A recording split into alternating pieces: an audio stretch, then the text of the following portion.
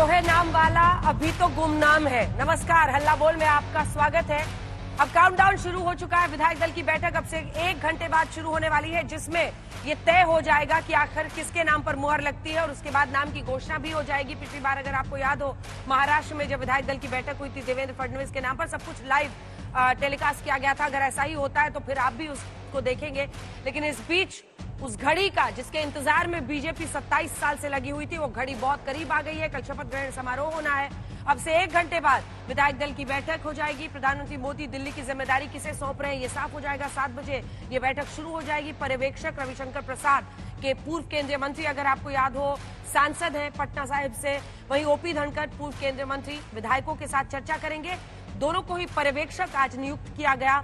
जब संसदीय दल की बैठक हुई उसके बाद विधायक दल का नेता चुना जाएगा। 8 फरवरी को दिल्ली विधानसभा चुनाव के नतीजे आए थे, लेकिन अभी तक बीजेपी ने सीएम पर सस्पेंस बनाया हुआ है। हम भी आपको टॉप 5 के नाम बता रहे हैं जो सीएम की रेस में सबसे आगे चल रहे हैं, लेकिन ये सिर्फ कयास है।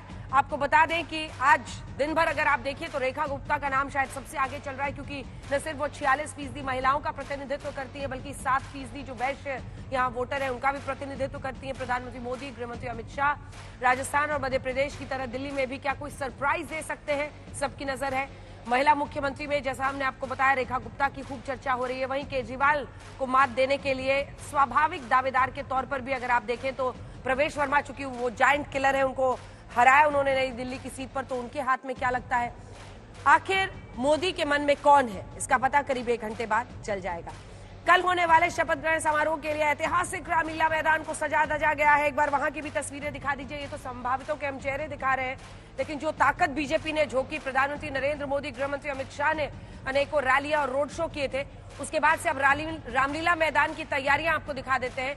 ये आप बीजेपी दफ्तर देख रहे हैं, जहां पर मनजिंदर सिरसा इस वक्त मुझे लगता है पहुंचे हैं। 4 सिख विधायक बीजेपी के चुन के इस बार आए हैं, 4 महिला विधायक है। सारी जानकारी आपको देंगे। आप और कांग्रेस दोनों कह रहे हैं कि भाई तैयारी पूरी है, सज धज सजावट पूरा कर लिया है, और फिर कौन सीएम बनेगा इसी को लेकर सस्पेंस है, चेहरा साफ नहीं कर रहे। आइए जल्दी से आपको अपनी ये रिपोर्ट दिखाते हैं, फिर चर्चा की शुरुआत करें।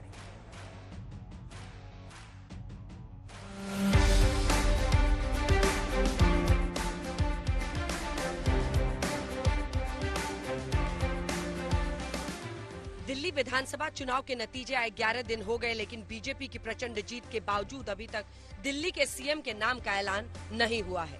लेकिन अब कुछ ही देर का इंतजार है। कुछ देर बाद विधायक दल की बैठक में मुख्यमंत्री के नाम की घोषणा की जाएगी। हमने तो चुनाव में भी सबको प्रतिनिधित्व दिया है, लेकिन ये निर्णय क्योंकि केंद्रीय नेतृत्व ने करना है, तो इस पर मेरा कुछ भी कहना ठीक नहीं, लेकिन हमारे पास योग्य चारों की कमी नहीं है। बीजेपी ने रविशंकर प्रसाद और ओपी धनखड़ को विधायक दल की बैठक के लिए पर्यवेक्षक बनाया है। यही दोनों नेता 48 बीजेपी विधायकों से चर्चा करेंगे। उसके बाद कोई वरिष्ठ विधायक किसी एक नेता के नाम का प्रस्ताव रखेगा, फिर उसे सर्वसम्मति से विधायक दल का नेता चुन लिया जाएगा। वैसे तो 5 नामों पर चर्चा चल रही है। अभी तक महिला मुख्यमंत्री के कयास लगाए जा रहे हैं। जिस रेस में सबसे आगे रेखा गुप्ता चल रही हैं, वो संघ से भी जुड़ी हैं, वैश्य समाज से भी आती हैं। बीजेपी रेखा गुप्ता को सीएम बनाकर आधी आबादी को संदेश दे सकती है। तैयारी करने वालों ने करनी है, हमें तो बैठक में जाना है, हम तैयार जाने के लिए।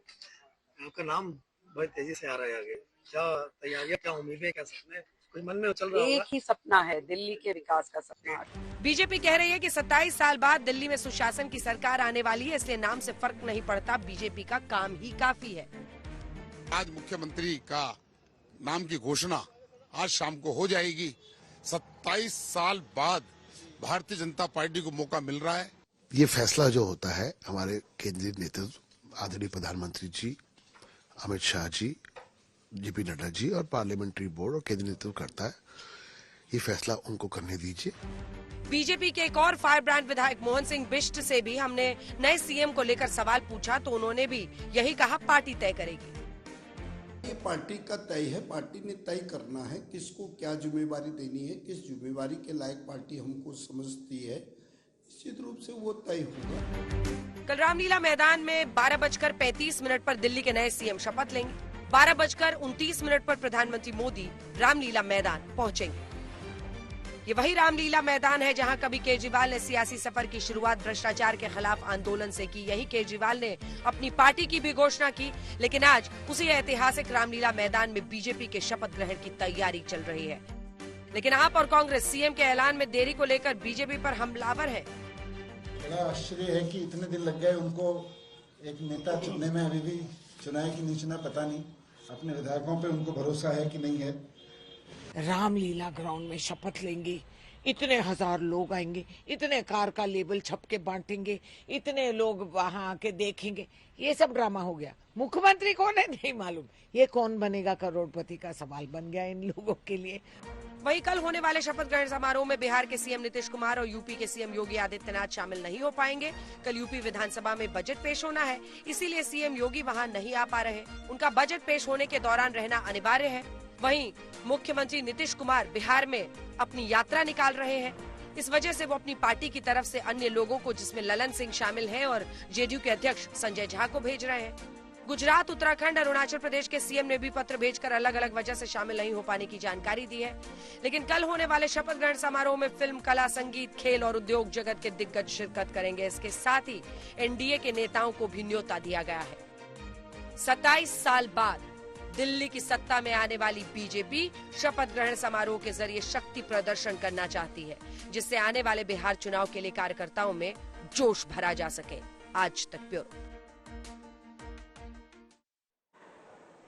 तो आज हमने खास इंतजाम आपके लिए किए, वो भी आपको दिखाते हैं। सुधांशु त्रिवेदी जी, राष्ट्रीय प्रवक्ता और सांसद बीजेपी के, हमारे साथ जुड़ गए। ऋतुराज झा हमारे साथ जुड़ गए आम आदमी पार्टी का पक्ष रखने के लिए। दो खास मेहमान यहाँ पर स्टूडियो में हमारे साथ हैं। विनोद अग्निहोत्री जी वरिष्ठ पत्रकार हैं और संगीत रागी जी हमारे साथ संघ विचारक विश्लेषक के तौर पर है, और सुप्रिया श्रीनेत जी कांग्रेस पार्टी का पक्ष रखने के लिए हमारे साथ जुड़ गई हैं। लेकिन अब आप दोनों से मैं निवेदन करती हूँ कि हमारे साथ आइए, क्योंकि यहाँ पर हम दिखाने वाले हैं। आइए संगीत रागी जी, यहाँ पर जरा हम लोग दिखाने वाले हैं कि अगला सीएम कौन हो सकता है। और यहाँ उसके लिए खास इंतजाम यह है कि ये चक्री जो है यहाँ पर ये ऐसे हिलती है, तो इसको एक बार घुमाइए और दिखाइए। विनोद जी आप भी आइए, फिर उनके बारे में जरा चर्चा करेंगे कि कौन कहाँ पर क्या खड़ा है। आइए ये आइए। हाँ चलिए, तो चलिए शुरू कीजिए, इसको घुमाते हैं। और सबसे पहला चेहरा क्या आ रहा है, चलाइए जल्दी से चलाइए। ये घूम गया और ये देखिए अब आता है किस पर जाकर रुकता है, रेखा गुप्ता। देखिए प्रधानमंत्री कहते हैं ज्ञान, है ना, उसमें एन जो नीचे है वो नारी है, तो क्या महिला पर इस बार बाजी लगाएगी? और खबर ऐसी बीच में आई रागी जी की संघ की तरफ से कहा गया कि एक महिला को मुख्यमंत्री बनाया जाए। इनकी अगर ताकत देखिए तो बीजेपी की कद्दावर नेता हैं, 2-3 बार वो काउंसलर रह चुकी हैं, मेयर का चुनाव हालांकि हार गई, लेकिन एबीवीपी से जुड़ी रही हैं। लेकिन वहीं दूसरी तरफ अगर आप देखिए तो और पॉजिटिव में ये भी है, 46% विमेन वोटर्स, 7% वैश्य वोटर्स। वो महिला मोर्चे के भी राष्ट्रीय उपाध्यक्ष रही हैं। रागी जी, संघ भी चाहता है महिला बने। मुझे लगता है कि इसमें से जितने लोग हैं, हाँ। सबकी पृष्ठभूमि संघ की है। हाँ। सारे इसमें से विद्यार्थी परिषद से जुड़े रहे, इसमें कोई अपवाद नहीं है कि जितने चेहरे और जितने आपके नाम दिख रहे हैं, हाँ। उनका सभी का, चाहे वो प्रवेश वर्मा हो, चाहे वो आशीष सूद हो, वो छात्र संघ के अध्यक्ष भी रहे हैं, कि जितने लोग हैं इन सबका विद्यार्थी परिषद के साथ संबंध रहा है, राष्ट्रीय स्वयंसेवक संघ के साथ रहा है। अब इनमें से कौन बनेगा, मुझे लगता है मैं, तो हम लोग कल से बता रहे हैं वही बोलने के लिए आज ये पधारे। नहीं, लेकिन मैं तो इनमें से कौन बनेगा हमें भी नहीं पता था सर, ये तो हम ही लोग बता दे रहे हैं। मालूम है हाँ। संघ की तरफ से क्या आया है? मुझे तो नई जानकारी है कि संघ कभी भी मुख्यमंत्री के निर्णय में हस्तक्षेप करता हो या भागीदारी ये करता हो कि इन्हें मुख्यमंत्री बनना चाहिए। आशुतोष आ गए मुझे बताया जा रहा है, तो माइक लाकर उनको भी यहाँ पहुंचा ही दीजिए स्टेज पर। आइए जल्दी से चलते हैं। हमारी सहयोगी श्वेता सिंह इस वक्त हमारे साथ बीजेपी दफ्तर से जुड़ रही है। वहाँ किस तरह की सुगबुगाहट इस वक्त दिखाई दे रही है, जल्दी से अगर वहाँ दिखा दीजिए कि क्या कुछ हो रहा है। तो 1 घंटे का काउंटडाउन है, विधायक दल की बैठक होगी। अंजना, यहाँ पर भी आज तक ने विशेष इंतजाम किए हैं। यहाँ पर हमने आज तक की वो बस लगाई है ताकि आप बर्ड्स आई व्यू देख सकें, यानी कि जो कह रहे हैं कि अभी बारीकी से कोई भी कहने से डर रहा है, लेकिन एक मोटे तौर पर क्या तस्वीर यहाँ पर आप देख सकते हैं, वो चीज आपको यहाँ पर नजर आ जाएगी। यहाँ पर 5:50 पर पहले विधायक यहाँ पर चले गए थे, यानी कुल जो जीते हुए विधायक हैं 48, उन सबको यहाँ पर आना है। 6 बजे से पहले मनजिंदर सिरसा भी यहाँ पर पहुंच गए थे, और उसके बाद से विधायकों का आने का यहाँ पर सिलसिला लगातार जारी है। कह रहे हैं जितने भी नेताओं से हम बात कर रहे हैं, विधायकों से बात कर रहे हैं अंजना, उनकी तरफ से यही बताया जा रहा है कि वो निर्णय तो लगभग हो चुका है। यहाँ पर 7:30 बजे तक मुमकिन है कि नाम सामने आ जाए, यानी यहाँ विधायक दल की बैठक में मुहर लगनी है। अभी तक अलग अलग बैठकें हुई हैं विधायकों के छोटे छोटे समूहों से, बड़े बड़े नेताओं की, तो उन सब के बीच में एक टोह ले ली गई है कि आखिर कौन हो सकता है वो चेहरा, और अब बस उस पर आखिरी मुहर लग जानी है। यहाँ पर हम अलग अलग कैमरों की व्यवस्था करके अलग अलग कैमरों की नजर से आपको दिखा रहे हैं। यहाँ स्वागत के लिए जो ढोल लगाया गया है यहाँ पर, जिसको यहाँ पर लगातार बजाया जा रहा है, जब जब यहाँ से विधायक होकर गुजरते हैं तो वहाँ बीजेपी के जो बाकी कार्यकर्ता हैं दिल्ली के, जो सालों से इंतजार कर रहे थे कि बीजेपी की सरकार यहाँ पर आए, वो सब यहाँ पर उनका स्वागत करते हैं। फिर भांगड़ा उनके साथ करके, और उसके बाद एक एक करके सब भीतर जा रहे हैं। क्या पता किसका नाम सामने आ जाए। देखिए, पता तो शायद कुछ लोगों को यहाँ पर होगा, लेकिन 7:30 बजे तक लगभग मुमकिन है कि सबके सामने वो नाम आ जाए। अंजना, बिल्कुल। और सबसे अच्छा ये रहेगा कि आज क्यों आशुतोष जी, महाराष्ट्र में जैसे लाइव टेलीकास्ट हुआ था, लाइव टेलीकास्ट हो तो हम लोग भी देखिए भाई किसका नाम कैसे प्रपोज होता है। सबसे अच्छा टेलीकास्ट तो राजस्थान का था। हाँ। वो जब पर्ची जब मुझे पता था कि आपका फेवरेट पार्ट वही होगा। इतनी अच्छा विजुअल है। आप देखिए, हम लोग तो टेलीविजन के लोग हैं ना, डिजिटल वाले लोग हैं, टीवी के लोग हैं। हाँ। वो जो मतलब वसुंधरा के चेहरे का जो एक्सप्रेशन था। विनोद जी, इस वक्त सबसे ज्यादा हार्ट बीट किसकी तेज होगी? मतलब ये जो पूरी लिस्ट दिखाई जा रही है, 5 जल्दी से देखिए, जिनका नाम अभी आप जिक्र कर रहे हैं टेलीविजन के, वो अंदर से दुखी होंगे, इसलिए कि उनको लगता है कि जिसका नाम चल जाता है उसका नाम कट जाता है, और जिनका नाम नहीं चला है उसमें लग रहा होगा क्या पता मेरी लॉटरी निकल जाए। इंतजार कर रहे होंगे कि शायद उनकी लॉटरी खुल जाए। हो सकता है मैं ही वो डाक हॉर्स हूं, भूपेंद्र पटेल की तरह। मैं ही वो डाक हॉर्स हूं। छत्तीसगढ़, मध्य प्रदेश और राजस्थान का किस्सा यही है। गुजरात भूपेंद्र पटेल हारने के बावजूद भी है वो उत्तराखंड में धामी जी मुख्यमंत्री बने। तो इसलिए मैंने कहा ना कि अमित शाह जी के और नरेंद्र मोदी जी की पोटली से किसका नाम निकल करके आएगा, जो हम लोग ब्रह्मा जी भी नहीं जान रहे हैं। ब्रह्मा जी नहीं जान रहे हैं। मुझसे पहले से बोल रहा हूं। मोदी जी जान रहे हैं, बाकी कोई नहीं जाना। अमित शाह का भी नाम नहीं जोड़ता उसमें। सुधांशु जी, अब तो टाइम बहुत करीब आ गया है। देखिए, यहाँ पर इस बात पर भी बहुत माइन्यूटली चर्चा की जा रही है कि जो चेहरे सामने हैं और जो ऑब्जर्वर्स नियुक्त किए गए हैं, रविशंकर प्रसाद जी का नियुक्त होना पूर्वांचली होगा क्या, या पूर्वांचली का पत्ता कट गया? ये कह रहे हैं कट गया रागी। देखिए, पूर्वांचली उसके बाद से ओपी धनखड़ जी का होना, तो जाट चेहरों का पत्ता कट गया क्या? ये सब ये रागी जी कह रहे हैं। मैं तो बस अनुमान लगा रही हूँ, ये देखते हुए कि कब कौन कहाँ पर गया। सुधांशु जी को बोलने दीजिए। सुधांशु जी, देखिए ऐसा है कि मैं इस विषय में तकनीकी दृश्य देखें तो विधानमंडल दल की बैठक तो अब होने जा रही है, तो विधायक दल की बैठक में चुनाव होता है, विधायक दल की बैठक होती तत्काल सबको पता लग जाएगा। परंतु मैं दूसरी बात यह कहना चाहता हूं, जो एक सरप्राइज की बात कही जा रही है, वास्तविकता यह है अंजना जी कि पिछले कई दशकों से राजनीति को एक नजरिए से देखते देखते हमारी सरप्राइज की परिभाषा बदल गई। मैं उदाहरण बताना चाहता हूं जिनको सरप्राइज कहा जाता है। भजनलाल शर्मा जी, नायब सिंह सैनी जी, पुष्कर सिंह धामी जी, मोहन यादव जी, विष्णुदेव साय जी, मोहन मांझी जी, ये सब भारतीय जनता पार्टी के अटल जी के दौर से कार्यकर्ता हैं, जो दूसरी तीसरी पंक्ति पे निष्ठा भाव से कार्य करते रहे। ये बताइए, एक सामान्य कार्यकर्ता जिसने 20-20, 25-25 साल पार्टी के लिए कार्य किया है, उसको उसमें से बनना सरप्राइज क्यों नजर आता है? मैं आपको बताऊं, चूंकि हमने वो राजनीति देखी है जहां पर कि वर्षों पहले से पता होता यही होगा। मतलब मुलायम सिंह जी की सपा है तो अखिलेश यादव ही भविष्य में कभी होंगे, लालू प्रसाद यादव जी हैं तो दावेदारी में तेजस्वी जी ही होंगे, ये मतलब अगर करुणानिधि थे तो स्टालिन होंगे। तो ये कुछ वैसा है जैसे परीक्षा हॉल में ये कहा जाता है कि आप परीक्षा भवन में जाएंगे, आपको प्रश्न पत्र मिलेगा, सॉल्व करना होगा, पर जहां पर्चा पहले से आउट होने की परंपरा हो, और पहले से नहीं, बरसों पहले से आउट होने के, पर्चा पहले ही से पता है कि क्या लिखा जाना था, तो वहां पर जो सामान्य वैधानिक रूप से पर्चा मिलने की प्रक्रिया सरप्राइज नजर आती है। तो मुझे लगता है हमें इस पे विचार बदलना चाहिए। अन्यथा मैंने इतने सारे उदाहरण बताए जिनको सो कॉल्ड सरप्राइज कहा जाता है, वो सब भाजपा के खाटी कार्यकर्ता, संगीत रागी जी ने कहा, भी जो आप जितने नाम दिखा रहे हैं सबको मैं व्यक्तिगत रूप से जानता हूं, सब उस दौर से 20-25 साल से काम कर रहे हैं, भिन्न भिन्न दायित्वों पे, सब संघ की पृष्ठभूमि से हैं, सब और भी कोई भी जो भी होगा। तो मैं कह रहा हूं ये तो वास्तविकता है, व्यक्ति का निर्माण करना और व्यक्ति निर्माण करके व्यक्ति को स्थान देना और समाज के सभी वर्गों को प्रतिनिधित्व देते हुए देश के विकास का मार्ग प्रशस्त करना। चलिए ठीक है, एक बार जल्दी से बाकी नाम भी दिखा देते हैं सुधांशु जी। उसकी वजह से सरप्राइज की दृष्टि जल्दी से दिखा दे रहे हैं बाकी नाम कौन कौन से। चलिए इसको घुमाइए जल्दी जल्दी। प्रवेश वर्मा का अगला नाम जो आने वाला है, मुझे लगता है कि प्रवेश वर्मा पर। हाँ जल्दी। क्या विनोद जी क्या मामला है? नहीं, मुझे अब धनखड़ जी को जो बना दिया ऑब्जर्वर, हाँ, तो थोड़ा मुझे मुश्किल लगता है। ये आप लोग गजब कर रहे हैं कि मतलब जिसके ऑब्जर्वेशन है, ऑब्जर्वेशन है ऑब्जर्वर पर आपका होने के लिए कुछ भी, तो लेकिन मुश्किल लग रहा है। हाँ, मतलब रविशंकर जी से पूर्वांचल का पत्ता कटा, हाँ, और धनखड़ जी से जाट। अरविंद केजरीवाल को हराया, जाइंट किलर है आशुतोष जी, ये कितना मायने रखता है?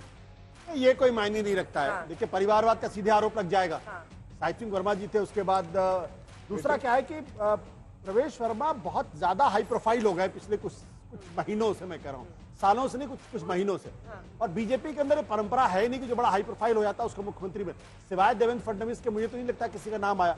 यहाँ तक कि महाराष्ट्र के अंदर जब शिवराज सिंह चौहान की जगह अचानक मोहन यादव जी आ जाए, अचानक नहीं आया, वो पीएम के चेहरे पे चुनाव हुआ था। देखिए नहीं, मतलब मोहन यादव का नाम अचानक हुआ, इनका कहने का मतलब। अचानक मोहन यादव तीसरी कतार में हाँ, बैठे तीसरी हुए। कतार में थे। वैसे ही था। जल्दी से अगला नाम दिखाते हैं। चलिए जल्दी से एक दो लाइन का बस सब पे चर्चा करेंगे। अगला चेहरा जो हम आपको दिखा रहे हैं उसको घुमाना शुरू कीजिए, क्योंकि 6% जाट वोटर है प्रवेश वर्मा। हालांकि हरियाणा, वेस्टर्न यूपी सब में जाट वोटर्स बहुत हैं जो उनके काम आएंगे। अगला चेहरा जो आ रहा है विजेंद्र गुप्ता का, देखिए 3 बार के विधायक है। ताकत और कमजोरी इनकी देखिए तो विजेंद्र गुप्ता के एक जो एक्स फैक्टर देखा जाता है उसकी कमी दिखती है। और लेकिन कर नहीं पाए। जल्दी से एक लाइन। सबसे अप्रोप्रिएट इनमें अगर कोई कैंडिडेट है तो वीरेंद्र गुप्ता। कैसे? उनकी वरिष्ठता, उनका अनुभव, उनका पार्टी के प्रति निष्ठा, वैचारिक, मैं तो उनकी राजनीति को उस जमाने से जब शैशव काल में थे ये, तब से कवर कर रहा हूँ, देख रहा हूँ। दिल्ली की समस्याओं को इतनी गहराई से समझ। विनोद जी आप तय करने वाले हैं। मैं नहीं होता करना, अनुभव वाले, मैं तो उनकी बात, मैं तो उनकी योग्यता बता रहा हूँ। मैंने विजेंद्र जी को लीडर ऑफ अपोजिशन के तौर पर विधानसभा में देखा है। 3 विधायक थे भारतीय जनता पार्टी के, but he was very effective as leader. नहीं, ये बात तो माननी पड़ेगी। और जीते भी थे चुनाव कभी, और तीनों बार जीते। 2013 में 67 में भी जीते, 62 में भी जीते। बीजेपी ने वो दौर भी, लेकिन ओपी शर्मा भी 4 बार से जीत रहे हैं। इस बार का मिला लीजिए तो 4 बार से ओपी शर्मा जीत रहे हैं विधानसभा के अंदर। उनका परफॉर्मेंस ओपी शर्मा के अंदर एग्रेशन बहुत है, और शायद एक एग्रेसिव लीडर को कोई बहुत बड़ी जिम्मेदारी देने की दिक्कत। विजेंद्र गुप्ता थोड़े मीडिया फ्रेंडली भी है, मुझे लगता है। इसलिए पॉलिटिकल आदमी, पॉलिटिकल 2 शब्द अच्छे बोलने को। और ये रविशंकर प्रसाद आप देख रहे हैं, पूर्व केंद्रीय मंत्री, पटना साहिब से सांसद हैं, और ये ऑब्जर्वर बनाए गए हैं, और वो अब सीधा जा रहे हैं बैठक के लिए। तो ये तमाम चेहरे हम आपको दिखा रहे हैं। जल्दी से एक कमेंट। अब मुझे लगता है जो बाकी चेहरे हम लोग पीछे अपनी अपनी जगह पर बैठ जाते हैं, वहीं से चर्चा आगे लिए चलेंगे। सुप्रिया जी, ओपी धनखड़ भी आपको दिखाई दे रहे हैं, दोनों एक साथ जा रहे हैं विधायक दल की बैठक में। अब से कुछ ही देर में जिस हाई वोल्टेज ड्रामा का इंतजार है कि विधायक दल में क्या होता है, किस नाम पर मोहर लगती है, उसका हम रुख करेंगे। लेकिन सुप्रिया श्रीनेत जी, 2023 में on a very lighter note में ये बता रही हूँ, 2023 में एक चुटकुला चला था जब रेवंत रेड्डी सीएम बने थे, कि जो भी सीएम बना चारों एबीवीपी से जुड़े हुए थे। और इस बार रेखा गुप्ता और कई लोग हैं जो न सिर्फ संघ से बल्कि एबीवीपी से, मतलब सोशल मीडिया पे ये चल पड़ा था कि यदि भारतीय जनता पार्टी का केंद्रीय मंत्रिमंडल भी आप देखेंगे, तो उसमें आपको 70% ऐसे होंगे जो बाहर वाले नहीं है। जो भारतीय जनता पार्टी के मूल कार्यकर्ता से वो सारे के सारे बड़ी नई बात बता दी जो हम लोग को पता ही नहीं, बिल्कुल नहीं पता थी हम लोग को, तो बिल्कुल ही पता नहीं थी। और अभी सुधांशु जी ने भी जबरदस्त बात बताई। उन्होंने कहा कि जो पार्टी का कार्यकर्ता वही बनता है, कांग्रेस में लगता है जो कार्यकर्ता होता है उसको बनते ही नहीं, कभी बाहर के लोग आते बनते कुछ। सुप्रिया जी जल्दी से, हेमंत शर्मा उसके बाद आ रही है ऋतुराज जी। अब क्योंकि अंजना जी आपने लाइटर वेन में एक बात कही, तो मैं भी लाइटर वेन में एक बात सुना देती हूँ। जब कर्नाटक के मुख्यमंत्री में 5 दिन का डिले हुआ था, तो कुछ हेडलाइंस आप लोगों के चैनल पर देखी थी। आज 11 दिन का डिले है, वो हेडलाइन पढ़ देती हूँ मैं बीजेपी के लिए।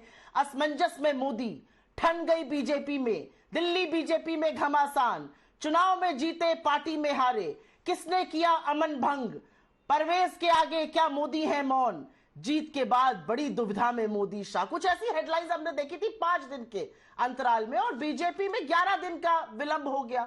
लेकिन यह विलंब नया नहीं है। मुझे याद है मध्य प्रदेश में 10 दिन का था, छत्तीसगढ़ में 10 दिन का था, राजस्थान में 12 दिन का था, महाराष्ट्र में 18 दिन का था। किसी को भी मुख्यमंत्री बनाएंगे, इनके विधायकों का प्रेरोगेटिव है, लेकिन बनाएंगे मोदी जी। मेरा अपना लेकिन मानना है, मुख्यमंत्री कोई भी बने, लोकतंत्र में पर्ची से, लोकतंत्र में एरो चला के, कार्टव्हील चला के मुझे लगता है लोकतंत्र के लिए ये अपने आप में शायद एक चिंताजनक बात है। और यहां पर एक बात कही गई, वही बात कह के अंत कर दूंगी। यहां पर सुधांशु जी ने शायद कहा कि हमारे कर्मठ कार्यकर्ता बनते, कितने कर्मठ लालकृष्ण आडवाणी और मुरली मनोहर जोशी जी और अरुण शौरी जी और यशवंत सिन्हा जी थे, जिनको मेंटल कोमा में घोषित करके मार्गदर्शक मंडल में डाल दिया। कितने कर्मठ बेचारे नरेंद्र सिंह तोमर और रमन सिंह जी थे, जिनको खूब चढ़ाया गया और फिर उनका करियर उनको स्पीकर बना के खत्म करने की साजिश भी रची गई। तो यहाँ पर मुझे ऐसा लगता है बीजेपी का प्रेरोगेटिव वो किसी को भी बनाए, कथित डबल इंजन की सरकार क्या करती है उस पर हमारी ज्यादा पैनी नजर रहेगी और उस पर ज्यादा चर्चा करेंगे हम। ठीक है, जल्दी से रागी जी का एक कमेंट है, जल्दी से। अंजना जी देखिए, हाई कमांड का कल्चर जो है वो तो कांग्रेस पार्टी की देन है भारतीय राजनीति को। और प्रधानमंत्री मुख्यमंत्री का चुनाव करें, इसमें ज्यादा ये दिक्कत नहीं होनी चाहिए। यहाँ तो एक अलग पार्टी का पदाधिकारी और जो है वो प्रधानमंत्री चलाता था। ये तो कांग्रेस में भी हम लोग देखा, मनमोहन सिंह कहाँ से चलते थे, इसके बारे में तो सब संजय बारू। अच्छा जी, मैं ये बेवकूफी की बात, छोटा सा रिस्पॉन्स, हाँ ठीक है, छोटा सा मौका दीजिएगा। बोलिए सुप्रिया जी। देखिए, स्टूडियो में बैठकर अनर्गल बातें करना, व्हाट्सएप के फर्रे पढ़ना शोभा नहीं देता। नेशनल टीवी पर चर्चा कर रहे हैं, कुछ चर्चा कर लीजिए नेशनल मुद्दों पर। आज असल में देश में चर्चा होनी चाहिए कि मोदी जी के अमेरिका जाने के बाद भी हमारे लोगों को हथकड़ियां डालकर भेजा जा रहा है। आज चर्चा होनी चाहिए कि कुंभ में आपके चैनल पर मैंने देखा, आपके सिस्टर चैनल पर, सिस्टर प्लेटफॉर्म पे महिलाओं के वीडियो बिक रहे हैं। आज चर्चा होनी चाहिए कि कैसे एक लेटर आया है अमेरिका से कि अडानी को नोटिस इशू करे सरकार, क्या करेगी सरकार। आज चर्चा होनी चाहिए कि सुप्रीम कोर्ट की क्यों नहीं सुनी गई सुनवाई के पहले क्यों सीएसी घोषित कर दिया गया। ये इन मुद्दों पर चर्चा करिए ना, यहाँ पर बैठ के फबीते कसना और व्हाट्सएप के फर्रे पढ़ने के लिए तो ऋतुराज जी जल्दी से कमेंट आपसे। देखिए, सीएम चुनना भी इस भीड़ में 48 विधायक उनके हैं, ये भी एक सुखद मुश्किल है ना आप लोगों के लिए। तो इस बार गड्ढा हो गया यहाँ, नहीं अंजना जी? फाइनली 11 दिन के बाद सही कुछ प्रोग्रेस तो हो रहा है, नहीं तो वैसे तो देखो दिल्ली की जनता ने इनको चुना है और जनतंत्र में जनता ही सब कुछ होती है, लेकिन जनता का एक एक मिनट एक एक दिन इंपॉर्टेंट है। 11 दिन के बाद सही, देर आए दुरुस्त आए, कुछ प्रोग्रेस हो रहा है। हम तो इतना ही कहते हैं कि जल्दी से मुख्यमंत्री बनाइए और अपना जो है तो कैबिनेट को बनाइए, कैबिनेट की बैठक करिए। महिलाएं इंतजार कर रही है कि जल्दी से निर्णय हो, 25-2500 रुपया आए, 300 यूनिट बिजली मिले, उसके बाद 500 में सिलेंडर मिले, 50,000 नौजवानों को सरकारी नौकरी आपने वादा किया है उस पर निर्णय हो, 20 लाख लोगों को रोजगार देने का वादा किया है उस पर निर्णय हो। इसके साथ साथ 10 लाख रुपए का इंश्योरेंस क्या बोलते हैं पत्रकारों को और वकीलों को देने का बात हुआ, इस पर निर्णय हो। यमुना के ऊपर में निर्णय हो। इस बात की जो है तो इंतजार कर रहे हैं लोग, जल्दी से हो, देर आए दुरुस्त आए, पर जल्दी से शपथ कराइए और जल्दी से जल्दी जो है इन सब चीजों पे निर्णय लीजिए। और जनता ने बहुत उम्मीद से आपको चुना है, मैं तो इतना ही कहना चाहता हूँ। अंजना जी, सुधांशु जी जल्दी से रिस्पॉन्ड कीजिए। आप जिस बात पर हाथ उठा रहे थे, कह रहे थे काम करना शुरू कीजिए। 11 दिन का वैसे ही विलंब हो गया, 365 दिन में से 11 दिन गए। देखिए, दोनों ही पार्टियों का जवाब देता हूं। एक पार्टी जो नई वाली पार्टी है, जिसने अपने महिला सांसद की मुख्यमंत्री आवास में पिटाई करके फिर एक दूसरी महिला को मुख्यमंत्री के रूप में मुखौटा सामने रख के और किसी दूसरे बड़े नेता को असली मुख्यमंत्री बनाने के लड़ने का प्रयास किया और वो असली विधायक भी नहीं बन पाए। हाँ, अगर इनको ये लगता है कि मुख्यमंत्री बनने की प्रक्रिया नियमानुसार होने से पहले होना चाहिए तो यही बता दें कि भाई आतिशी जी नेता प्रतिपक्ष होंगी कि नहीं, क्योंकि वो तो मुख्यमंत्री थी, यानी नेता सदन नेता विधानमंडल दल थी चुनाव से पहले, तो चुनाव के बाद भी नेता विधानमंडल दल रहेंगी या नहीं।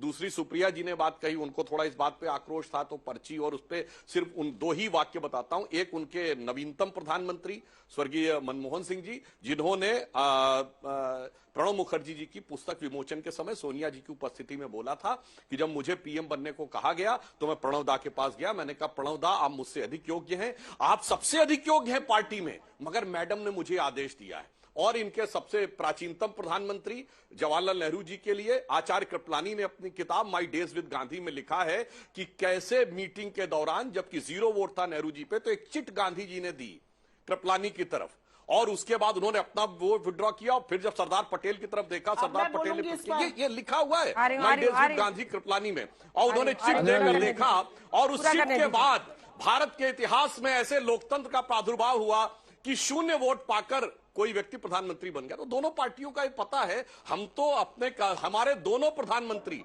जनता के पार्टी में सर्वसम्मत और जनता के द्वारा बहुमत पाकर बने। ठीक है सुप्रिया जी, छोटा सा रिस्पॉन्स सीधा, उसके बाद आ रही है ऋतुराज जी। छोटा रिस्पॉन्स, छोटा सा रिस्पॉन्स। सुप्रिया जी, आप मुझे बोल रही हैं? हाँ अंजना जी, मैं सबसे पहले तो एक बात कहना चाहती हूं, यहां पर महिलाओं की बड़ी बात हो रही है। यहां पर कहा जा रहा है आरएसएस ने महिला का नाम प्रपोजल दिया है, बड़ी अच्छी बात है। आरएसएस को तुरंत एक महिला विंग खोलनी चाहिए।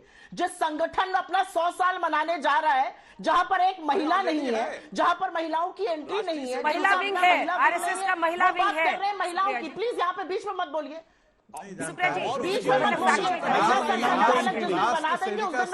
आरएसएस में महिलाओं की कोई एंट्री नहीं। आरएसएस में नहीं, महिला विंग अलग है। लेकिन पूरा करिए, पूरा करिए। मैं बोल सकती हूँ, एक मिनट रुक जाइए ना, ये तो गलत बात है ना। मैं बोल रही थी, मैं तो नहीं बोली थी। आरएसएस में जिस दिन महिला सरसंचालक बन जाएगी, उस दिन आरएसएस महिलाओं की पैरवी करे, अन्यथा चुप रहे। 100 साल मनाने जा रहे हैं, आज तक एक भी दलित, एक पिछड़ा, एक आदिवासी, एक महिला सरसंचालक नहीं बनी, ये सच है। और मैं एक बात और कहना चाहती हूं, फर्रे पढ़ के मत आया करिए। ये जो चीप प्रोपेगेंडा पिक्चरें बनती है, इनको भी देखकर मत आया करिए। जिस बात का आप बार बार जिक्र करते हैं, वो कांग्रेस अध्यक्ष की बात थी। और असली बात यह है कि सरदार पटेल जी की मृत्यु 1951 में 4 साल बाद हो चुकी थी, इसलिए जवाहरलाल नेहरू जी को बहुत आगे क्या सोचकर प्रधानमंत्री बनाया गया था। मैं तो आपसे पूछ रही हूं, मुझे इस बात का जवाब आप दे दीजिए कि आज मुद्दा क्या है कि आप 11 दिन से मुख्यमंत्री नहीं बना पा रहे, या गाजर मूली की तरह हमारे लोग दम घुट घुट कर रेलवे स्टेशन पर मर गए और उस पर आप चुप बैठे हुए हैं कि हमारा रेलवे मंत्री एक भी स्टेशन पर नहीं गया, कि हमारे रेल मंत्री ने एक पीड़ित परिवार से बात नहीं करी, एक घायल को देखने अस्पताल ले गए। सुप्रिया जी जवाब सुनिए। सुधांशु जी, क्या बात है, सभी मेहमान हैं, सबको आज बोलना है। छोटा सा जवाब इस पर सुधांशु जी। व्हाट्सएप के फर्रे मत पढ़ा करिए, कह रहे फर्रे पढ़ रहे व्हाट्सएप क्या। सेविका उसके बाद मुझे भी जवाब का मौका दीजिएगा। संगठन है, शांति और संयम से बात करनी चाहिए। व्हाट्सएप फर्रे, देखिए ऐसा है कि देखिए मैं बात बताना चाहता हूं सुप्रिया जी, ऐसे अनाप शनाप नहीं बोलना चाहिए। आपको पता होना चाहिए राष्ट्रीय स्वयंसेवक संघ के प्रमुख हैं मोहन भागवत जी, राष्ट्रीय सेविका समिति की प्रमुख हैं शातक्का ताई। अब दूसरा पूरी बात सुनिए, झूठ ना बोला करिए, झूठ बोलने के काम प्रवक्ताओं को छोड़िए और सुनिए। अरे सुनिए मेरे, अच्छा थोड़ी लगता है आपका झूठ बोलना। आपको अगर जानकारी नहीं है तो आप बीच में डिस्टर्बेंस मत करिए। अब मेरी बात सुनिए, काहे परेशान हो रही है, बोलिए प्लीज बीच में। अरे भाई व्हाट्सएप नहीं, मैं क्या तरीका देखिए बीच में डिस्टर्ब करने लगी। अब देखिए मैं लाखों दर्शकों से कह रहा हूँ, अरे भाई आप बात सुनिए, सीखने की बात आप बोलने नहीं दे रही है, क्योंकि आपको पता है कि आप गलत पॉइंट बोल तमाम विधायक वहां पर पहुंच रहे हैं। सुधांशु जी को एक बार दिखा दीजिए। सुधांशु जी अपनी बात पूरी कीजिए, आगे कुछ डेटा भी दिखाना है मुझे। ये आप खुराना साहब के बेटे को देख रहे हैं, मदन लाल खुराना के बेटे हरीश खुराना वहां पहुंचे। इनको अपनी पार्टी का इतिहास नहीं पता,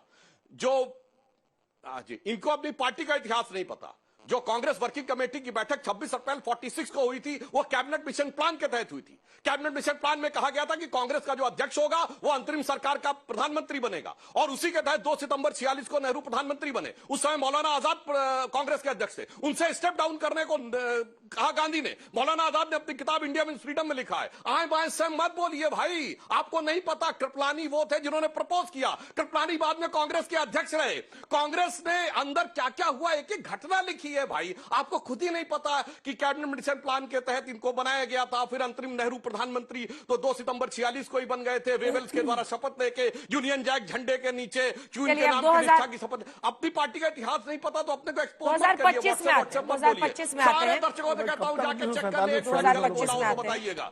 इसलिए अब आइए वर्तमान पे आइए, दिल्ली पे आइए, जहां पे आपका अरे कितना अपमान करेंगे भाई आपने जवाहरलाल नेहरू का। कोई अपमान नहीं किया, तय कर लीजिए ना, अपमान नहीं किया जा रहा है, सिर्फ सच्चाई बताई जा रही है।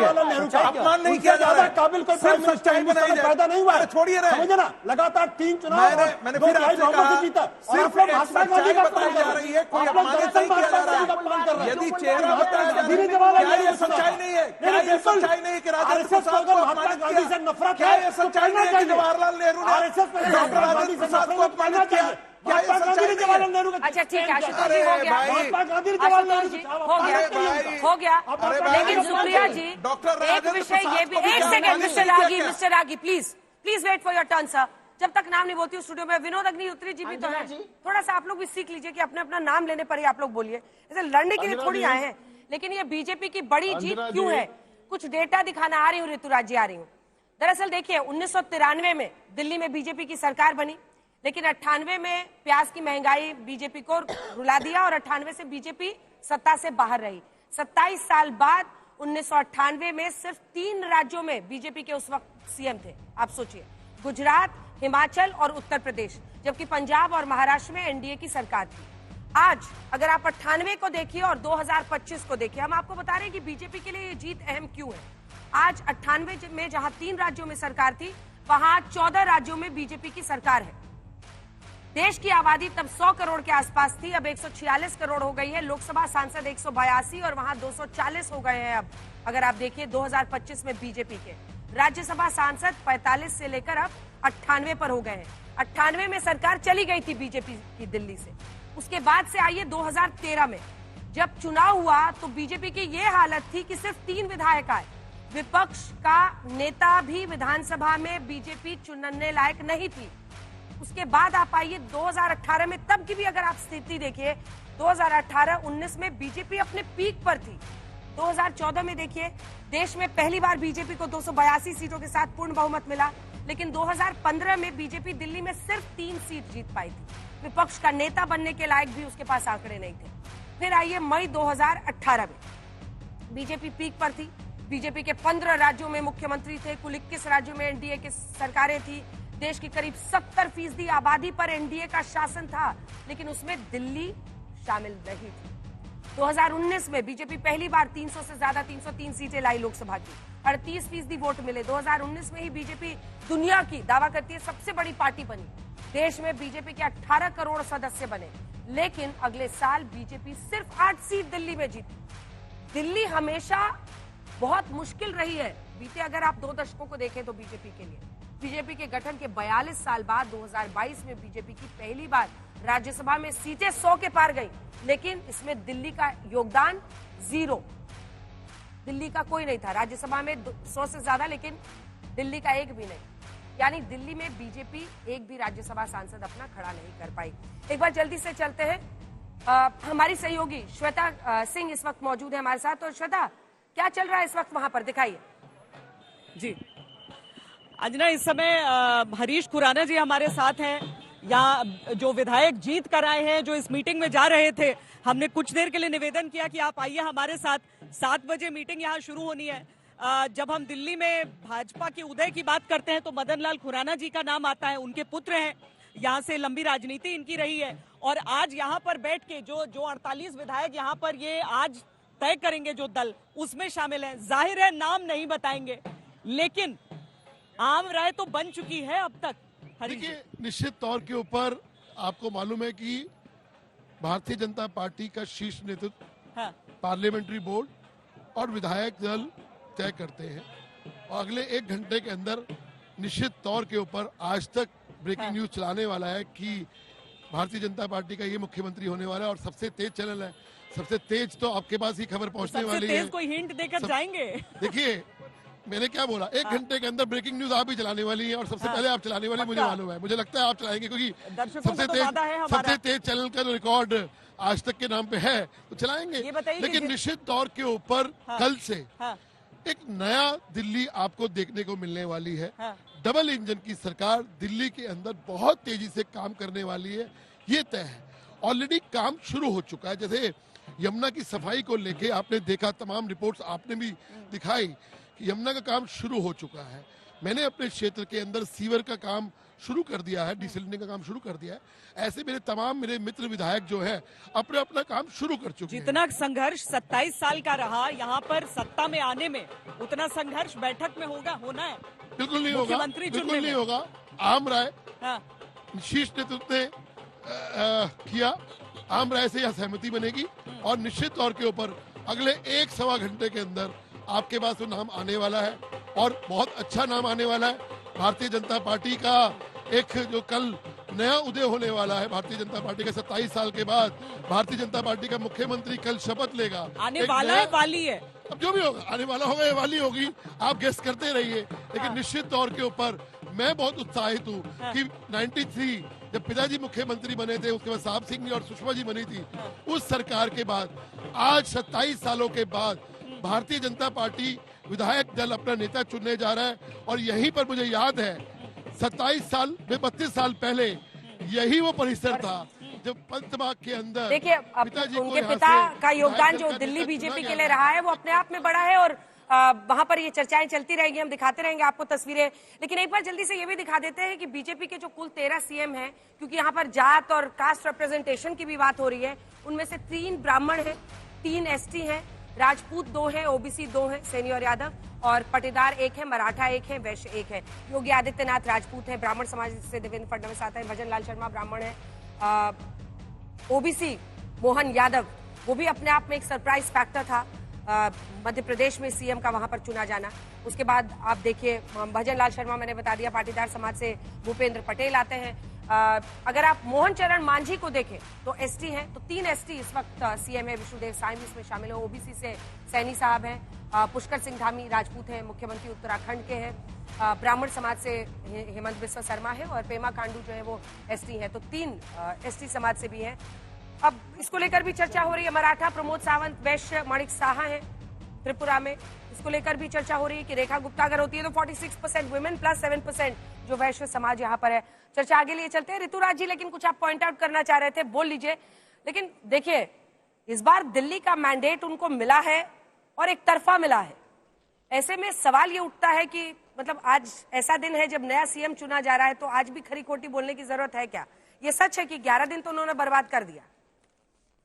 नहीं अंजना जी, मैं कभी खरी खोटी बात नहीं करता हूँ। आपके चैनल पे आपने बहुत सारे शो किए हैं, मैं तो बहुत पॉजिटिव बात करता हूँ और जनता की बात करता हूँ। मैं तो केवल एक बात कह रहा था कि मेरे मित्र सुधांशु त्रिवेदी जी बहुत विद्वान आदमी हैं और सब बहुत पढ़े लिखे हैं और बहुत अच्छी बातें करते हैं।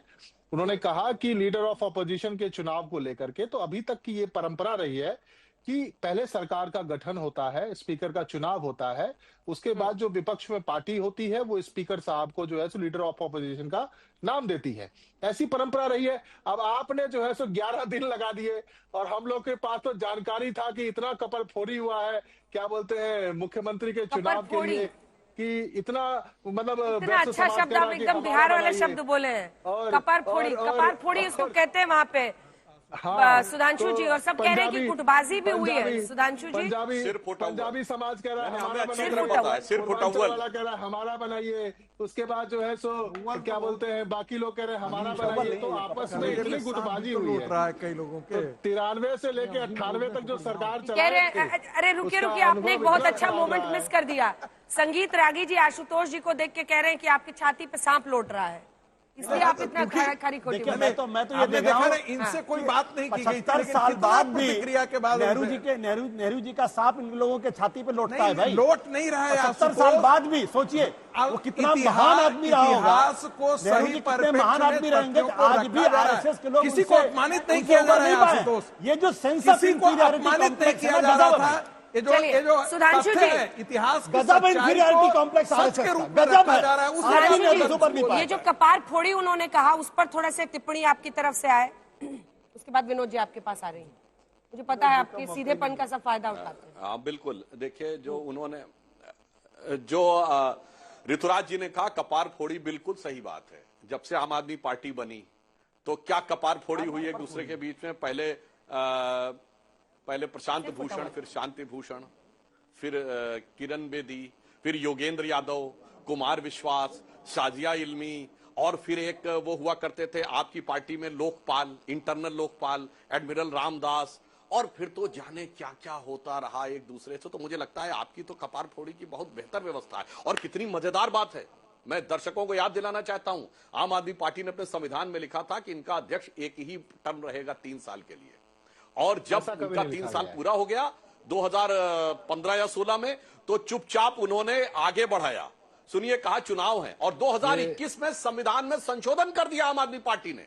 यानी शी जिनपिंग की तरह वो क्लॉज ही हटा दिया कि एक बार संयोजक रहेगा और 12 साल से पार्टी के प्रमुख का पद केजरीवाल जी के पास रहा, ये थे नए राजनीति के प्रति, क्योंकि पता था इतनी कपार थोड़ी हो रही है कि एक चला गया तो दूसरे का तो कपार पता ही नहीं लगेगा कि हम कहां चले गए, इसलिए पूरी पार्टी को अच्छी प्रकार पता है। आपके तो बड़ा जग जाहिर टाइप रहा है, कहीं कोई किंतु परंतु और 19-20 नहीं रहा है। और बाकी पार्टियों में भी मैं एक बात कह दूं अंजना जी, बाकी में भी एकदम सार्वजनिक रहा है, मतलब बहुत पारदर्शी ढंग से उनके कपार फोड़ी होती है। जब कैप्टन अमरिंदर सिंह वहां थे और सिद्धू जी के बीच में, टीएस सिंहदेव और भूपेश बघेल के बीच में, और अशोक गहलोत जी और आपके पायलट जी के बीच में, मतलब होती रहती है। It's a part of life, क्योंकि उनका ये मानना है कि वो लीडर, और मैं गलत भी नहीं मानता हूं, वो लीडर बेस्ड पार्टी है, आइडियोलॉजी बेस्ड पार्टी तो है नहीं। तो इसलिए उन लोगों को एक दूसरे को निपटा कर ही आगे बढ़ना है, कोई वैचारिक आधार, संगठनात्मक आधार तो है नहीं। ठीक है, आप ऋतुराज जी इसका जवाब दीजिएगा, लेकिन उससे पहले सुप्रिया जी, क्या ये कांग्रेस पार्टी के लिए आत्म मंथन का वक्त नहीं होना चाहिए? ये रामलीला मैदान है, दिल्ली है, वही पार्टी, वही आंदोलन जहां से ये पार्टी खड़ी हुई, उस पार्टी के साथ आपने समझौता किया जो कि निर्णायक रही, न सिर्फ शीला दीक्षित की विदाई में दिल्ली से, बल्कि इसी के साथ साथ यूपीए की सरकार की भी विदाई में आपने उस पार्टी के साथ दो बार समझौता किया। गलती एक बार होती है, जो बार बार की जाती है वो गलती नहीं कहलाती है, वो सीरियल ऑफेंडर होता है, वो जानबूझकर करता है। आपने उस पार्टी से हाथ मिलाया, जनता ने पुनः आपको उसका अंजाम दिखाया, सजा दी। मैं इसका जवाब दूंगी, लेकिन दो बार बड़ी खबर आ रही है, एक बार आपको बता दें, 20 मिनट बाद शुरू होगी बीजेपी विधायक दल की बैठक। तमाम पर्यवेक्षक वहां पर पहुंच चुके हैं। रविशंकर प्रसाद, ओपी धनखड़, पूर्व केंद्रीय मंत्री दोनों, जो कि बीजेपी दफ्तर पहुंच चुके हैं, और पर्यवेक्षक है रविशंकर प्रसाद और ओपी धनखड़। अब देखिए, इसको लेकर भी चर्चाएं बहुत तेज हैं, क्योंकि अगर पूरी लिस्ट है मेरे पास कि कहां पर किस पर्यवेक्षक को भेजा गया है, तो उसको किस तरह से देखा गया है। अगर पर्यवेक्षकों की लिस्ट आप देखें तो इस बार वहां पर जाना रविशंकर प्रसाद का, जो कि खुद बिहार से आते हैं, तो पूर्वांचली का मामला हो जाता है। ओपी धनखड़ जाट समाज से आते हैं। राजस्थान में देखिए, राजनाथ सिंह, विनोद तावड़े और सरोज पांडे को भेजा गया था। कहा गया था कि वसुंधरा राजे को मनाने के लिए राजपूत राजनाथ सिंह गए थे, तो वहां पर उनको मनाने के लिए बीजेपी संसदीय बोर्ड ने दिल्ली प्रदेश में पार्टी विधायक दल के नेता के चुनाव के लिए पूर्वांचली के तौर पर रविशंकर प्रसाद और दूसरी तरफ ओपी धनखड़ को चुना है। राजस्थान का हमने आपको बता दिया। अब आइए बताते हैं मध्य प्रदेश, जहां पर मनोहर लाल खट्टर, के लक्ष्मण और आशा लाकड़ा को कहा गया कि संघ के शिवराज सिंह चौहान को मनाने के लिए संघ के ही मनोहर लाल खट्टर बेहतर साबित होंगे। छत्तीसगढ़ में पर्यवेक्षक आदिवासी सीएम बनाने के लिए 2 आदिवासी, अर्जुन मुंडा और सर्वानंद सोनोवाल, एक दलित जो कि यहाँ पर उम्मीदवार भी थे लेकिन हार गए, करोल बाग से दुष्यंत गौतम, ये लोग गए थे पर्यवेक्षक बनकर। हरियाणा में देखिए, गृह मंत्री अमित शाह खुद गए थे, मोहन यादव गए थे। अनिल विज की नाराजगी, और माना जा रहा था कि अनिल विज को अमित शाह ही समझा सकते हैं, और राव इंद्रजीत सिंह को मनाने के लिए मोहन यादव गए थे। ओडिशा ये केंद्रीय मंत्री राजनाथ सिंह और भूपेंद्र यादव गए थे। आदिवासी मोहन मांझी सीएम बने वहां पर। तो एक कनेक्शन, एक लिंक लोग खोजते हैं आज, वही मतलब जिसको कहा जाता है तिनके का सहारा, क्योंकि जो जानकारी हमारे पास है उसी के आधार पर हम लोग आकलन करने की कोशिश कर रहे हैं। तो उसी में अगर आप देखिए तो ये कड़ियां एक पूर्वांचली और एक जाट समाज से जाते हुए दिखाई दे रहे हैं। इस पर जल्दी से विनोद जी एक कमेंट आपसे, उसके बाद मैं सुप्रिया जी से रिस्पॉन्स लूंगी। नहीं, देखिए ऐसा है कि ये परंपरा भारतीय जनता पार्टी में पिछले आ रही सुप्रिया, जब से मोदी और शाह जी की बीजेपी हुई है, तब से परंपरा सरप्राइज एलिमेंट वाली हो गई। अब ये पहले अटल जी के जमाने में शिवराज सिंह चौहान को प्रोजेक्ट कर दिया, वसुंधरा को प्रोजेक्ट कर दिया, उमा भारती को प्रोजेक्ट कर दिया। अब वो इनकम्बेंट जब तक थे तब तक प्रोजेक्टेड थे। अब तो किसी को प्रोजेक्ट करके चुनाव नहीं लड़ते, नंबर 1। और दूसरा, जो नायब सिंह सैनी को प्रोजेक्ट किया हरियाणा में, इनकम्बेंट थे, इनकम्बेंट। अच्छा, न्यू फेस प्रोजेक्ट नहीं, अब देखिए तब से किसी को न्यू प्रोजेक्ट। बिल्कुल सही बात। तो इसलिए ये चुनाव बिल्कुल, पर्यवेक्षक और उसमें कोई रिश्ता रहता है क्या चयन में? पर्यवेक्षक को आखिरी में बता दिया जाता है कि भाई ये चॉइस है हमारी और यही नाम विधायकों को देना है। और ये कांग्रेस में कनेक्शन पूछ रही हूँ, कनेक्शन तो नहीं रहता है ना, कनेक्शन बहुत मुश्किल है। जैसे आपने कहा कि अर्जुन मुंडा को भेजा छत्तीसगढ़ में, तो आदिवासी बनाया ना वहाँ, विष्णुदेव साई जी बनाया। ठीक है, तो इसलिए वो जल्दी से सुप्रिया जी की बात बीच में रुक गई थी। सुप्रिया जी, क्या ये कांग्रेस पार्टी के लिए आत्ममंथन का समय नहीं होना चाहिए? आम आदमी पार्टी से हाथ मिलाना फिर भारी पड़ा? नहीं, मेरे आत्ममंथन से पहले, और उस पर क्योंकि ये चर्चा हो चुकी है बहुत, मैं 2 चीजें बोलना चाहती हूँ क्योंकि फिर टाइम अप हो जाएगा। 2 चीजें ये बोलना चाहती हूँ कि बीजेपी की 14 अपने दम पर और बाकी घटक दलों के साथ सरकार एक दलित मुख्यमंत्री बना दे, एक भी नहीं है, क्योंकि खांडू जी इंडिजिनस ट्राइब के हैं और मांझी जी संताल कम्युनिटी से आते हैं। एक भी दलित मुख्यमंत्री इनका नहीं बनाए। दलित मुख्यमंत्री क्यों नहीं बनाते हैं? ना आरएसएस दलित बनाएगी, ना बीजेपी बनाएगी। और एक बात और बता दूं, सिर्फ पुटौल की बात हो रही थी, गुजरात में रूपानी वर्सेस पटेल कौन नहीं जानता? नरोत्तम मिश्रा वर्सेस शिवराज सिंह चौहान, वसुंधरा राजे वर्सेस कटारिया जी वर्सेस पुनिया जी, और उससे बड़ा हो तो भैया सबसे बड़ा अनिल विज वर्सेस खट्टर, और फिर योगी जी वर्सेस अमित शाह जी। कौन नहीं जानता इन बातों को? योगी जी वर्सेस केशव प्रसाद मौर्य जी वर्सेस दिनेश शर्मा जी था, अब ब्रजेश पाठक जी हो गया। ये कौन नहीं जानता इन बातों को? ये सिर्फ पुटौल पर चर्चा नहीं होगी, चर्चा होगी, लेकिन कांग्रेस पार्टी पर बोलने से आप एकदम ही भाग गई आज। अपना नहीं दिख कांग्रेस रहा है। पार्टी पर बोलने से एकदम ही भाग गई। अपनी पार्टी की चिंता होती है कि नहीं आपको दिल्ली में? भागे बिल्कुल नहीं। अरे इस पर बहुत चर्चा हो चुकी है, बहुत चर्चा हुई है इस पर। इसकी आजाओ हो जानी चाहिए, हमने आजाओ हो जानी चाहिए। यहाँ पर फैसला विधानसभा को लेकर लिया था, लोकसभा को लेकर नहीं लिया था, लेकिन दलित पर क्योंकि यहाँ पर गलत जानकारी दी जाती, मुझे लगा मुझे देखिए ये जो परंपरा है पर्ची देने वाली, और ये भारतीय जनता पार्टी के मौजूदा नेतृत्व ने इंदिरा गांधी के जमाने की कांग्रेस से सीखी है। उस समय भी ऐसे ही पर्ची जाती थी। श्रीपद मिश्रा कैसे मुख्यमंत्री बने, जगन्नाथ पहाड़िया कैसे मुख्यमंत्री बने, तो ये सारा कॉपी कैट जो है ये उस समय का है। बिंदेश्वरी दुबे कैसे बने? हाँ, और नाम किसी को तो उस वक्त भी ऐसे पर्यवेक्षकों को बता दिया जाता था कि हमारी चॉइस ये है। मैं आपको दिलचस्प एग्जाम्पल शॉर्ट बताता हूँ कि राजस्थान में एक मुख्यमंत्री का चुनाव होना था, विधायकों के वोट डलवाए गए गुप्त रूप से, एक व्यक्ति के नाम पर एक वोट था, यानी उन्होंने अपना वोट खुद डाला था और वही सीएम बना दिए गए थे। तो ये जो सिस्टम आया है, चाहे भजन लाल बने चाहे मोहन यादव बने, ये इंदिरा गांधी के जमाने की कांग्रेस का है, कॉपी कैट। सुधांशु जी जल्दी से आपका रिस्पांस। बस एक में देखिए, मैं धन्यवाद देना चाहूंगा कि अग्निहोत्री जी ने और कम से कम इस बात को स्पष्ट कर दिया कि कांग्रेस के जमाने में ये होता था। मगर मैं सुप्रिया जी को कहना चाहूंगा, आपने जो कहा ये तो आप लोगों के ख्वाबों ख्यालों का है। हमारे यहाँ मेरे तो वक्तव्य की बात कर रहा हूं, सिर्फ एक एग्जाम्पल दे रहा हूं जो भारत के इतिहास में देखने को नहीं मिलेगा। अशोक गहलोत जी ने, जब कांग्रेस पार्टी ने 2019 में कहा था कि वो सीडेशन का लॉ खत्म कर देंगे, पर पहले मुख्यमंत्री जिन्होंने सीडेशन यानी देशद्रोह के नियम का यूज किया अपनी सरकार में, कहां किया? आतंकवादी और वो सरतन से जुदा वालों के लिए नहीं, विधायकों के विरुद्ध। कौन से विधायकों के विरुद्ध? विपक्ष के विधायकों के विरुद्ध नहीं, अपनी पार्टी के विधायकों के विरुद्ध किया था। एक बार रुक जाए, एक बार चलते हैं। श्वेता, मनीष सिसोदिया को हराने वाले विधायक मारवा जी आपके साथ हैं, बात कीजिए। मैं गरीबों की सेवा करता हूँ। जो मोदी जी ने हमें गारंटी दी है लोगों को, उसको जुग्गी जुग्गी पहुँचाएंगे, गरीब आदमियों को पहुँचाएंगे, उनके फार्म ऑनलाइन भरेंगे, जो भी होगा हम करेंगे। आपको लगता है एक सिख फेस दिल्ली में होना चाहिए मुख्यमंत्री या मंत्री? ये मैं नहीं कह सकता, क्योंकि हाईकमान जो फैसला करेंगे, मोदी जी अमित शाह जी, हम उसको मानेंगे। सब सहमत है इसको लेके? कोई वैसा मन में नहीं, कोई नहीं है। जो मोदी जी का फैसला है वो सिर मत्थे पे। कोई ईगो नहीं, कोई ईगो नहीं है। मोदी जी का जो फैसला, अमित शाह जी का, उसको मानेंगे जेपी नड्डा जी का। बहुत शुक्रिया सर, बहुत शुक्रिया। आप मीटिंग में जाना है आपको। वापस चलते हैं। सुधांशु जी आपकी बात बीच में रह गई थी, जल्दी से पूरा कीजिए 3 लाइन में।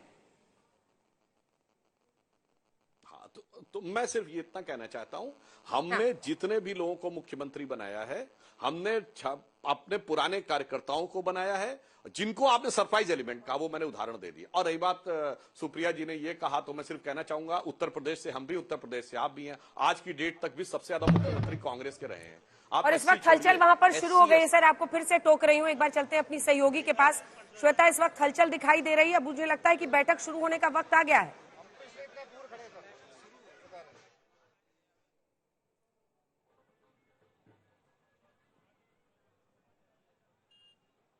आवाज शायद उन तक नहीं पहुंची। सुधांशु जी बात पूरी कीजिए, जब कनेक्ट हो मुझे बता दीजिएगा। हाँ, तो मेरा सिर्फ ये कहना है कि इस प्रकार के जो अनावश्यक विषय लाने का प्रयास किया जाता, तो मैंने सिर्फ कहा कि उत्तर प्रदेश में सबसे ज्यादा रविशंकर प्रसाद, ओपी धनखड़ बीजेपी दफ्तर पहुंच चुके हैं, दोनों पर्यवेक्षक पहुंच चुके हैं और